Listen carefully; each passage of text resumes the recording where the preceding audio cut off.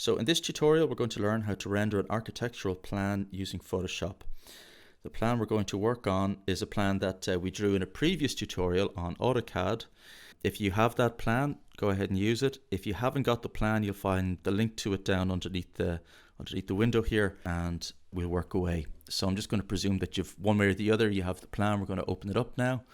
So I'll go to File, Open, and it's Patrick's house plan. A dialog box appears. I don't want to change any of the settings in this particular instance. Sometimes I will, but not now. Now when I open up the plan, a PDF file for the first time in Photoshop, it can be a bit alarming because the lines aren't that visible and the background has this black and grey checkerboard. That's because we're working with a PDF, and a PDF is very different from a typical type of graphic file that will use pixels. PDFs work essentially in vectors. And that means that in a drawing like this, there are no pixels, just lines. So the lines are very difficult to see because they have no background, so we'll have to generate a background. Before I do that, I'm going to change the name of this layer. When Photoshop opens up a drawing like this, it just automatically assigns the information that we've brought into a layer and calls that layer layer 1. That's not much use to us. What we're going to do is we're going to call this layer pattern. Now, most of the time when people are doing this kind of work or doing a drawing like this, they'll call this layer drawing. I've seen this a lot on YouTube, and that's fine. There's no problem with it. I prefer to use the term pattern for a couple of reasons. First of all, sometimes when you're doing a render in Photoshop, you may find that there are lots of different layers that you would like to call drawing. So I'm going to save the term drawing for another layer. I might need it today, but you know, there will be times when I will need it. And secondly, I think that the term pattern is actually very useful in understanding how Photoshop works when we're rendering a plan or a section. That the series of lines that come in this layer from the PDF file, they are in a way kind of analogous to a pattern, the kind of pattern that you might use for cutting out fabric to make an item of clothing. That this layer that has these lines on it, it's more like a pattern really than a drawing. I think it's useful to think of it that way. It mightn't be so obvious now, but I think as we get into it a little bit and you see how we use this particular layer to guide us as we're going along, I think you might see how it can actually be seen as a pattern. Now, this pattern layer is very important. I'm always using it. So I'm going to make it easy to find. So I've right-clicked on that little eye icon and I'm going to make it red. And I don't make any of the other layers. I don't give them any of the other layers a red tag, just this one. So it means that if I have a stack of layers in my layer column, I'll always be able to find it. Now we need to be able to make this a little bit more legible. So to do that, what we're going to do is we're going to create a new layer, and I'm going to do that by clicking on the little icon down here. Made it a new layer. It's called layer 1. I'm going to drag layer 1 below the pattern layer. I'm going to call it background. I'm going to make the background layer active by clicking on it. And this is very important. Whatever layer is active, that's the layer that Photoshop is going to act upon. So if you want something to happen on a layer, make sure you have that layer clicked on. If you don't want something to happen on a layer, make sure that it's not active. Otherwise, Photoshop will start doing strange things on you. And 9 times out of 10, when we're starting out, if Photoshop misbehaves, it's not Photoshop's fault. It's because we've chosen the wrong layer. Okay, so the background layer is active. And what I'm going to do now is I'm going to paint it white. To do that, I'm going to go over to this color selection area here. And you'll see that I've got this little white box on top. White and black are the default colors. White is actually the default active color because the white box is on top of the black. I'll show you how to switch it around here now, like this, by just pressing that little arrow icon. So white is what we want. I come up to the paint bucket tool, which happens to be active. I double check one last time that the background layer is active as well. Then I come into my work area and I'm just going to splash white paint on the background layer. And now I can see the drawing. It's much more conventional. But although it looks like we might automatically think this is directly analogous to a line drawing on a piece of paper, it's not really, and it's useful not to think of it that way. Think of it like this. It's 2 layers, a pattern layer, which is a series of lines, and a background layer, which is like a piece of paper that we can cut. The next thing I'm going to do is, I'm not actually going to render the entire area. I'm just going to do a little piece, and I'm going to mark off that little piece by drawing a rectangle. There's a method in my madness here. It's to learn just a few simple techniques. So I'm going to draw a rectangle around the area that I'm going to render. So I go over to my rectangle tool and I drag a rectangle over the area which is to be rendered by me. And as you can see, it has drawn a white rectangle with a white fill. So if I come up to this area up here, whichever item I'm working on, its properties will go on display above our layer column here. So the first thing I'm going to do is get rid of the white fill. So I'm going to click on the fill box here, and I'm going to click remove the fill, so no color. So that gets rid of the fill, but I also want to make sure that it actually does draw lines. So in order to do that, and I can tell it's not going to, because here I've got the no line icon active. So what I want to do is click on this and make sure that it draws a black line, and it should do that now. And yes, it does. You can see that I have a nice faint black line around the area which I'm going to render. As you can see, because I drew a rectangle, I made some new geometry. Photoshop automatically decided by default that it was going to put that into a new layer. It presumed that's what I'd want. As it happens, it's not what I want. So to cure that, I'll bring the rectangle layer down beneath the pattern layer, and then I'm going to click on both of these layers, make both of them active by holding down Shift. Then I right click and I'm going to merge the layers. So I've got, you see now, if I switch off the pattern layer, you can see that the rectangle has gone with it. However, I have managed to remove my little red marker here, which I don't want to live without. So I'm going to restore that. And now I'm happy again. I have seen a lot of students render plans either with colored pencil or in Photoshop in such a way that they are creating a very attractive two-dimensional graphic panel. So it can look graphically very strong, but it might not necessarily give me the feeling that I'm looking at something that is three-dimensional. It might not give me the sense that I'm looking at space. So when I'm rendering a plan, I prefer to use a technique which is highly suggestive of space making. And I think this is particularly important for students when they're starting out in their architectural career. And one of the most effective ways of showing space or depth in a 2D drawing is to show shadows. And so that's what I'm going to do. Now, Photoshop has lots of different tools that will help you to make shadows very quickly and very efficiently. But I'm going to avoid using all of those tools for now. I'm going to do things in a very simple, old-fashioned way. It's almost as if I'm drawing by hand, but I happen to be working on the computer.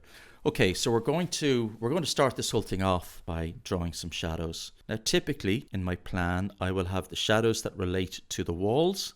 I'll have the shadows that relate to furniture, if I have furniture, and I'll have the shadows that relate to glass. Each three of these types of shadows might be a little bit different from the other. They might have a different level of intensity. Some will appear very dark, some less dark. So for this reason, I put each of these types of shadows onto their own separate layer. So let's set about doing that. So to start off, what I'm going to do is I take my pattern layer, and by pressing Ctrl J, I make a copy of the pattern layer, and it's called pattern copy.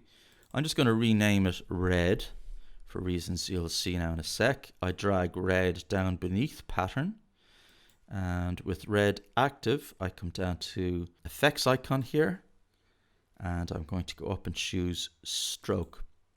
When I do that, I get a dialog box. The key thing here is that there's a red color in the color selection area, and as it happens, I want red. Typically what would happen is if I open this dialog box, it would come up black, but as it happens, as I say, red is what I want. And what I'm doing here is I'm changing the line colors from black to red, because that's going to help me out a little bit. So there we go. I've got some red lines. So if I turn off the pattern layer on top, you can see I've got the red layer underneath. I'm going to use the red layer to help me to figure out the shape of the shadows I need. I'll do that by making sure that the red layer is active, coming up to the move tool, and I'm going to move the red layer up slightly and across to the right slightly. That'll do it just about for me. With the red layer active again, I'm going to go up to the opacity and I'm going to bring the opacity way down so that it looks really quite faint. Okay, hopefully you can kind of see what I'm about to do.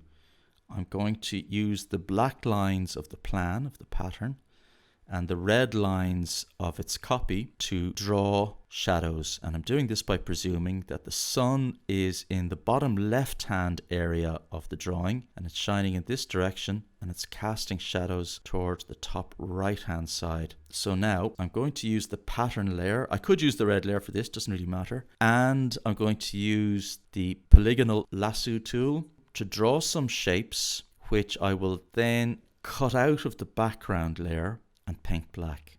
I'm going to do some for the wall, I'm going to do some for the furniture, and I'm going to do some for the glass. And we'll start off up here with a piece of wall. I'm going to zoom in just by rolling my mouse wheel.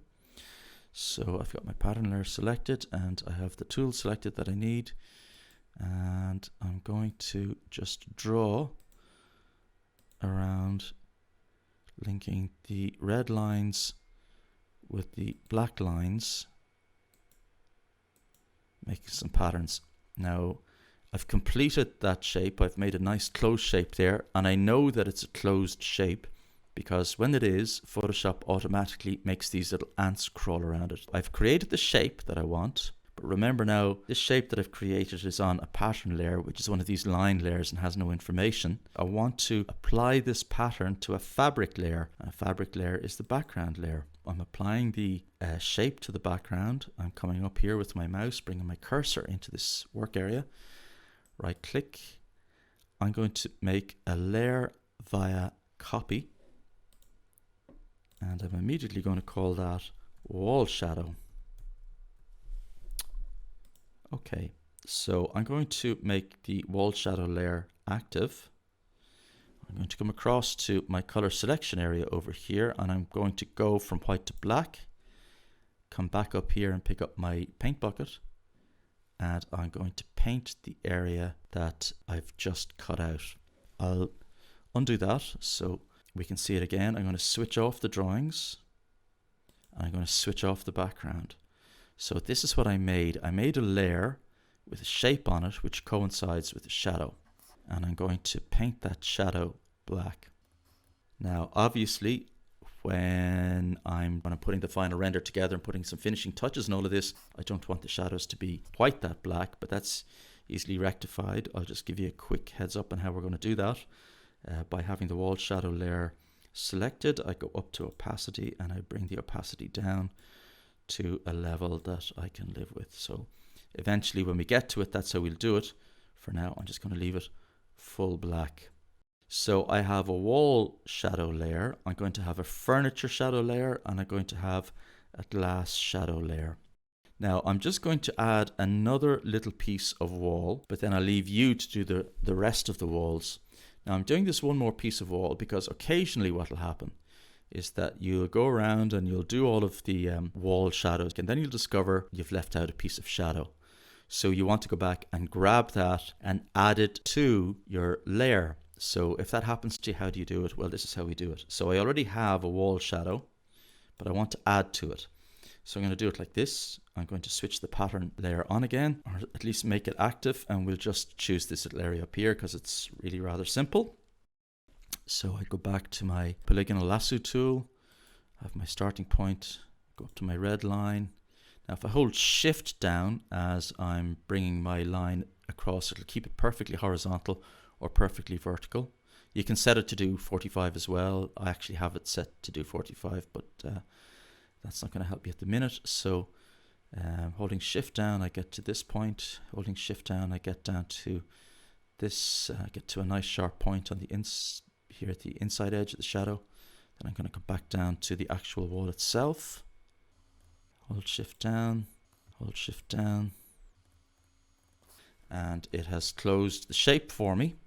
So I'm going to come down to background here, background is the background layer is active. Bring my cursor back in, choose layer via copy.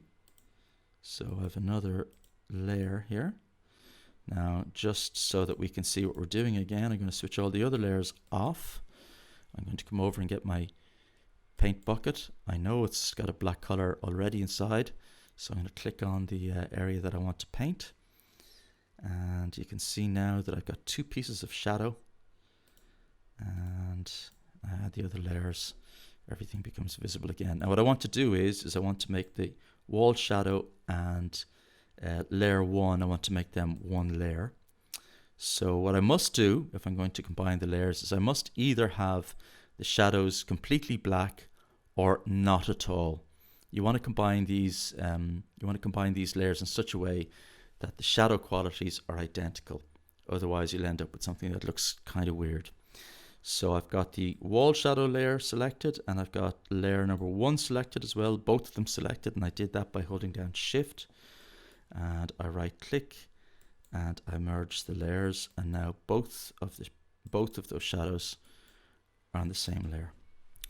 Okay, so I'm not going to do any more wall shadows now. I'm going to leave that for you to do in a sec. Well, actually I am going to do some more wall shadows. I'll do it in a few minutes, but I'm going to speed through it as I'm doing it.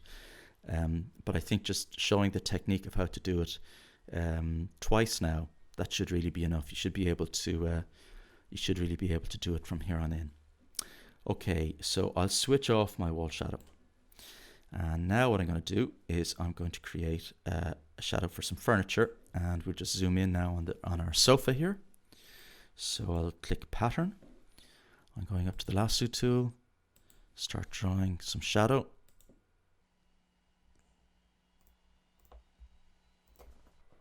And I'm using the Shift key to help me when I'm going horizontally or vertically.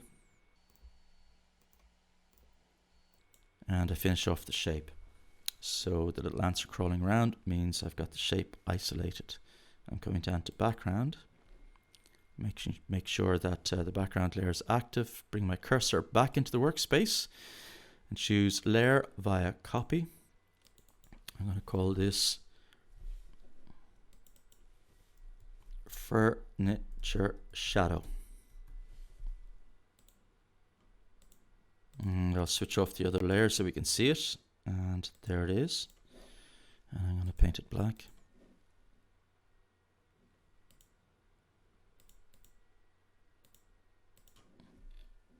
So now you can see if I want to keep the wall shadow down to about 50%, 47% or something like that, but the furniture shadow, if I want that to be a little subtler, I can bring it down to maybe 25%.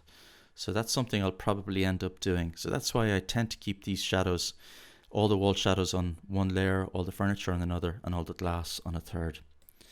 But for now, we'll just bring all the intensity levels or the opacity levels back up to 100%. And then the last thing I will do is I will just make one little bit of glass shadow, just to show you how I'm doing it. I mean, you've probably figured it out already, but I'll do it anyway. So I will go to pattern, take the lasso tool, and trace out where the glass is.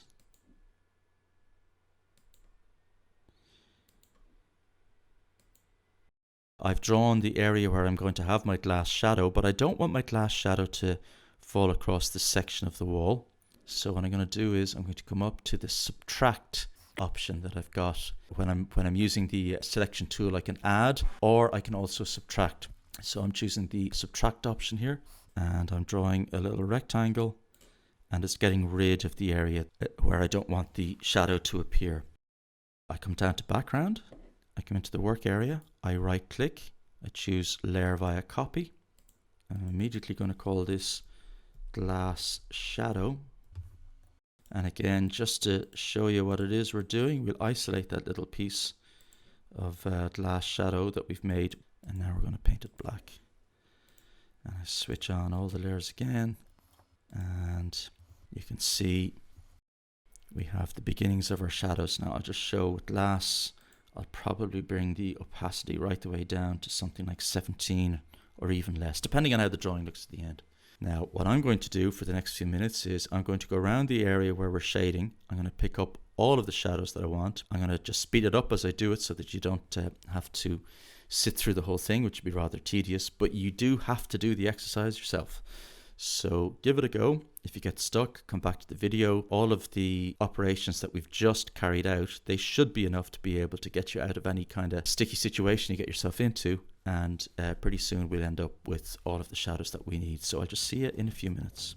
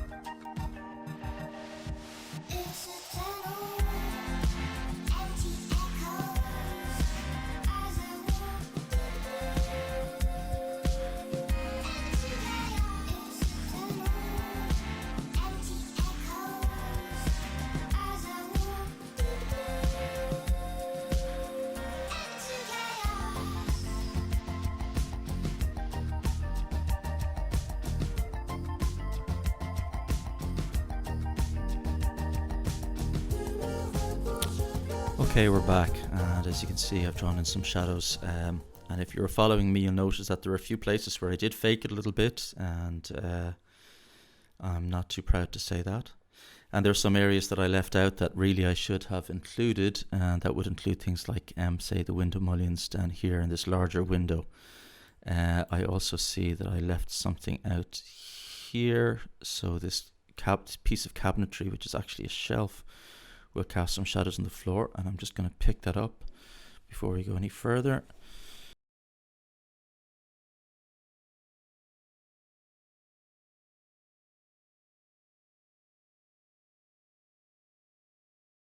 Alright, so now the next thing we're going to do is start putting some textures or some materials onto some of the surfaces here and onto some of the furniture. To start that off, what I will do is I will first of all bring all my shadow layers up to 100% opacity again so I don't make any mistakes, and then I'm going to switch them off. Now, first thing I want to do is I'm going to actually start off with the outside here, the area around the house, which will have a small patch of grass. This isn't exactly how it would be in reality. It's just for the sake of technique. An easy way to do it would be to just apply a green color to the area, but I'm just going to show another technique that we can use instead. So before I started the tutorial, I went on the internet and I found a swatch of some grass and I copied it. Then I opened a new Photoshop file and I just pasted the image that I had copied into the Photoshop file. It was as simple as that. So I have some grass here, and I suppose I could work with that and just bring the opacity down and it might work okay, but I'm just going to show another way of doing it. So what I'll do is I'll make a copy of this layer by pressing Ctrl J. So I've got layer 1 copy, and I'm going to change the overlay method from normal to dissolve, and dissolve will give me sort of a nice grainy texture. I'm going to bring the opacity right the way down on both layers so that I end up with something a bit like this, which could do with a little bit more manipulation, but I'll basically get a pretty good grass area out of this. I'm not going to do anything more to this right now, except I'm going to define a pattern which I can use. So I'll go to Edit, come down to Define Pattern. I'm going to call it Grass, Grass, and that's okay. Then I'm going to go back into the file where we're doing our drawing, before I put in some grass, I am going to do one thing. I'm going to take that red layer that I was using to help me define those shadows, and I'm just going to get rid of it completely because I don't need it anymore, so it's gone. So what was I doing? Bringing in grass. So what I'm going to do this is I'm going to create a new layer, and I'm going to call this layer grass. And I'm going to make the pattern layer active. I'm going to go to the magic wand tool and click on the area where the grass is going to be, and as you can see, the little ants are going right the way around to where the grass is intended. And I'm going to come down here and create a layer mask. The layer mask is attached to the pattern. I don't want that. I want the layer mask to belong to the grass. So I move it up to the grass area. So you can see this is my grass layer, and this is the layer mask. And now all I have to do is designate this as grass. And to do that, I will go up to Edit, choose Fill, choose Pattern. It's on Pattern already, and I'm going to come down and pick the grass swatch that I just made a moment ago, choose OK, and presto, we have some grass. Now you can see that it's tiled, and that's not ideal, but it's not so bad.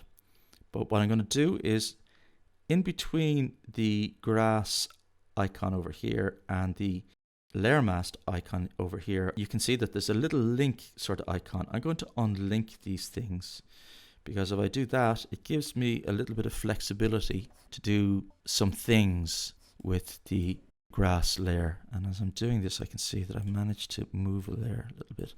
You can see I can shrink the layer, I can make it wider, I can actually rotate it. I can do a variety of things that I could not do if the link option were left active. I'm going to leave it off for now. And as I say, I somehow did manage to move my layers here, which I'm not at all happy about. And to get around this, I'm just going to crop the whole thing down a little bit again. Okay, now the grass, as I brought it in, it's not fantastic. I'm going to want to mess with that a little bit, but I'm not going to do that now. I'm not going to make any adjustments now. So what I want to do is come up with a technique where I don't spend a great deal of time selecting colors at the start. I just apply the colors pretty much as I find them.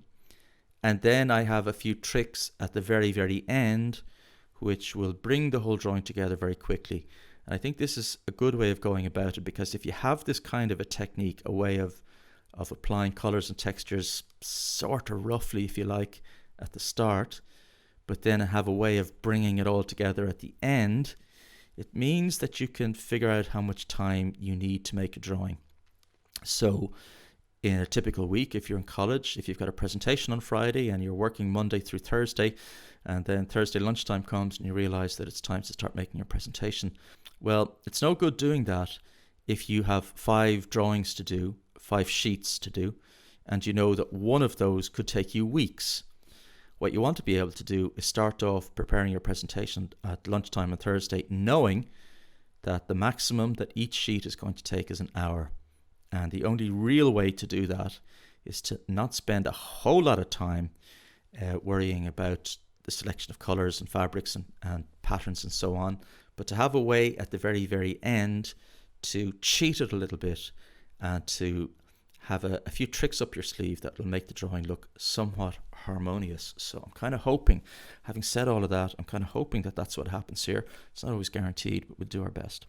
Okay, so we have some grass, and I'm going to switch the grass off for the moment. Next thing I'm going to do is put some texture on the floor here. So I found a texture on the internet earlier on that I liked. It's a herringbone pattern, and I'm going to define a pattern from this herringbone pattern, and I'm going to call it herringbone floor, and I'll choose OK. Then I'm going to come back into my main house plan drawing. I am going to, with the pattern layer on, I'm going to select the area where the herringbone is going to go using the magic wand tool. So that's mostly the area that I just automatically clicked on there, but I have to remember to pick up some areas where there are door swings, for example. And in this one here, where I've got no line to use as a defining edge, I'm going to use this rectangle trick again, and this time I'm going to add to my selection, hopefully, and I have added to my selection. So now I've got the area that I want to have covered with the timber floor. I'm going to make a layer mask out of that, and I end up with something weird, as you can see. I want to make a new layer, so this is the layer that I'm going to put the timber floor on. I'm going to call it timber floor. So with timber floor active, I'm coming up here to edit, down to fill, down to custom pattern, and I'm going to choose the herringbone pattern. And as you can see, it has covered the entire sheet, and that's because I need to move the layer mask that I created up to the timber floor. And now I just have the herringbone timber parquet floor where I want it. And again, what I'm going to do is I'm going to unlink the little icon that depicts the timber and the other little icon that depicts the mask, so that I can stretch out the herringbone this way and this way if I want, make it larger, smaller, turn the patterns through 45 degrees or 90 degrees or whatever it is that I want. So I'm just going to Control Z all of those things because I don't really want to do them, but by making sure that the little link icon is not visible, that means that the option's there for me if I want it. Okay, so now I have grass and I have timber floor. I'm going to move the grass and the timber floor beneath my pattern. And I'm going to switch the timber floor off. Next trick, we are going to work on a piece of furniture. Now for the piece of furniture, I don't need a layer mask. I just really need a solid color. So what I'm going to do here is I'm going to go up to my pattern layer, and I'm going to go back to my magic wand, and I'm going to select the various elements that go to make my sofa. I have them all selected. This time I'm going to go down to my adjustment layer. I'll click on that. I'm going to pick solid color. It defaults to black. I'm going for a kind of a blue, I think. More blue than this. That's a bit strident. That's a bit dark. Maybe something like that. And I'll choose OK. And as I say, I'm not going to be overly picky about these things because I want to demonstrate that at the end we can bring all of these things together. Okay, so we have assigned some grass, we have assigned some floor finish, and we have applied a color to our sofa. Now I'm going to fast forward for a couple of minutes, and what I'm going to do during the fast forward is I'm going to apply a timber finish to the tabletop, to the bookshelves, and to the kitchen island. I'm going to apply a color which will represent stainless steel on my kitchen countertops, and I'm going to apply a color to the seat part, if you like, of the bar stools and the dining chairs. And I'm only going to be using techniques that we've already done so up till now, so I'm going to presume that you can have a pretty good go at doing that. I'll fast forward and I'll see you in a couple of minutes.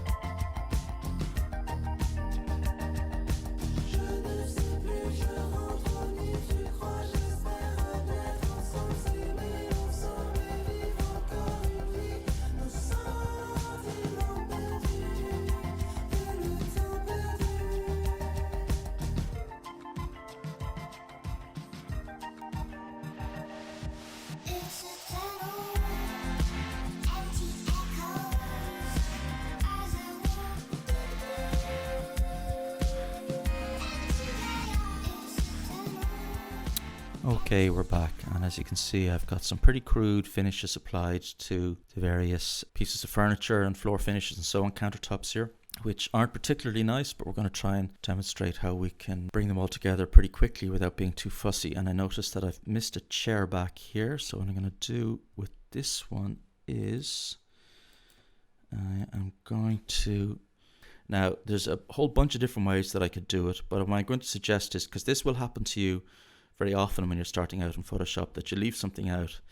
And there are some fast and clever ways of doing things, but really what you want is the intuitive way of doing things. So the most intuitive way to get yourself back to where you want to be is to create a new layer, make sure the pattern layer is active, select the chair back, go back up to layer 2.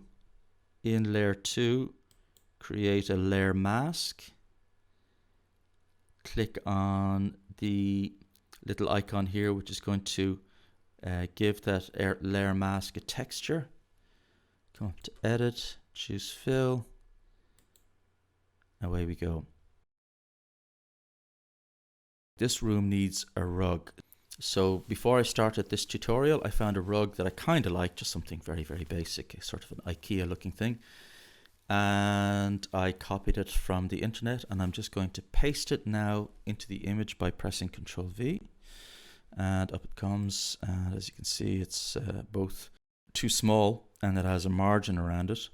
So I'll get rid of that first. The easiest way to do this really is a few different ways to do it, but the way I'm going to do it is I'm just going to choose the rectangular selection tool, and I'm going to draw a rectangle within the purple area.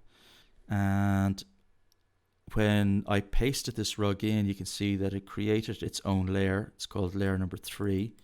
I'm going to actually call it rug while I'm doing this. So now it's rug.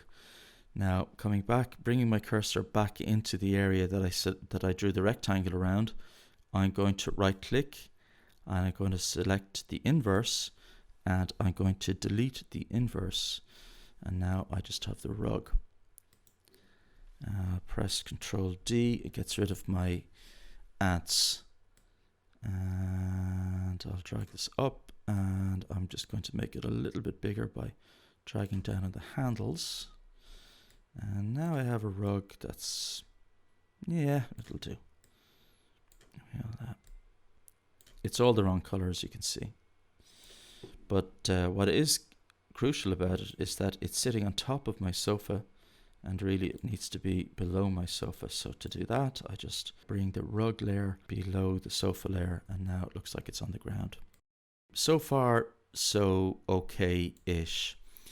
Now, the first thing I'll do is I'm going to come down and I'm going to pick up these shadow layers, and by highlighting the 3 of them, by holding down Shift, I'm going to bring them right to the very, very top, right above the pattern. I'm going to bring the glass shadow opacity right down to about, say 14%.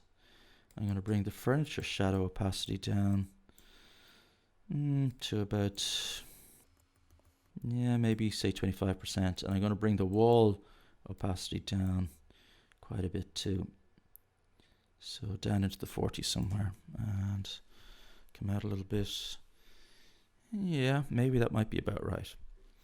Now, rather than tweak each of these layers and try to get them to work correctly, what I'm going to do instead is I'm going to apply an adjustment layer on top of all of these layers so that it will affect everything that's going on below. And the adjustment layer that I'm going to add is a color lookup, an LUT.